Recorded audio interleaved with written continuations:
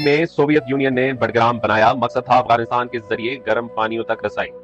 1980 की दिहाई में जब सोवियत फौजें अफगानिस्तान में दाखिल हुई, बडग्राम इनका सबसे बड़ा सहारा था। यहाँ भारी फौजी बमबार तैयारे रनवे तामीर किए गए, हजारों फौजियों के रहने के लिए बैरक्स तामीर की गई और पूरे अफगानिस्तान पर कार्रवाइयां करने के लिए कमांड सेंटर्स कायम किए गए।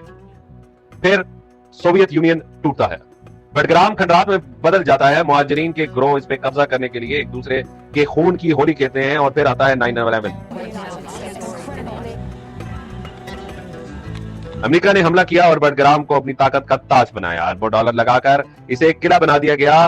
2 रनवेज और तामीर किए गए। 40,000 फौजियों के रहने की रिहाइश, अस्पताल, इंटेलिजेंस सेंटर्स और CIA के बदनाम जमाना खुफिया जेलें। 20 साल तक हर ड्रोन हमला, हर स्पेशल फोर्सेज रेड, हर सप्लाई लाइन बडग्राम से ही चलती थी। ये सिर्फ एक बेस नहीं थी, ये अमेरिका की सल्तनत का दिल था।